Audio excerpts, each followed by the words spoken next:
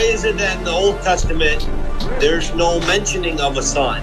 Who told you there's no mentioning? I'm going to give you a mention. I can give it to you. Here, Proverbs 30, verses 3 and 4. Hold on, my friend. Proverbs. You're telling me the son is mentioned. Yes. The son. I'm about to read it if you let me. Yes. Is mentioned in the Old Testament. Yes. Proverbs 30, verses 3 and 4. You ready so I can read it? But don't play no games. I gave you the verses. Proverbs chapter 30, verses 3 and 4. What games? Let me read it. I'll give you the link to the Hebrew. Here. I neither learn wisdom nor have knowledge of the Kadoshim. Kadoshim is plural of Kadosh, holy ones. I don't have knowledge of the holy ones, meaning these holy ones are beyond my ability to understand. Now watch this. Who has ascended? Who has gone up to heaven and come down? Yes. Whose hands have gathered up the wind? Go ahead. Who has wrapped up the waters in a cloak? Keep going. Who has established all the ends of the earth? What is his name? And what is the name of his son?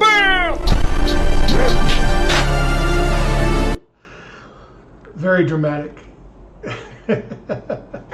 This is supposed to be the gotcha moment for anyone who asks, why isn't Jesus, the Son of God, mentioned directly in the Hebrew Scriptures? The Son is shorthand for Jesus for Christians. All they need to find is one place in the Tanach that uses the word Son and that must refer to Jesus. But the problem with that is that, well, there are other people who are called son in the Hebrew Scriptures. If you go to Jews for Judaism, it says here, this is a great article by Gerald Siegel. It's very short. You can find this on the question of Proverbs 30, verse 4.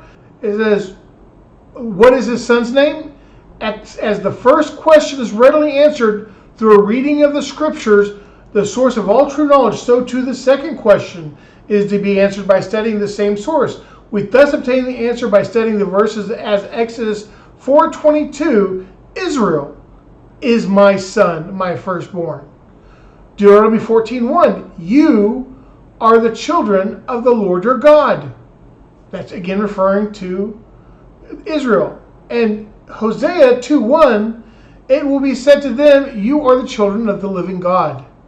So you also have Solomon and King David that are also referred to as God's son. You have this adoptionist sort of language that goes on there. So we have three contenders for who the son could be, all directly mentioned in the Tanakh.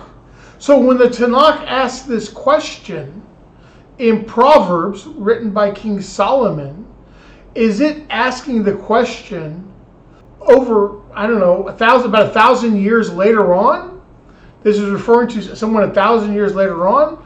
Or could it be that this is actually referring to Israel, who is called God's son? That seems much more likely, since the son, there is no indication that this is about Jesus. There is nothing that necessarily makes this chapter messianic, but even if it were messianic, then why not say it's about Israel? It's all there. We don't need the New Testament, and we don't need Christian theology. And I'm sorry, this is not a win for the Christians who are desperately looking for evidence of Jesus in the Hebrew Scriptures. Keep looking. It's not there.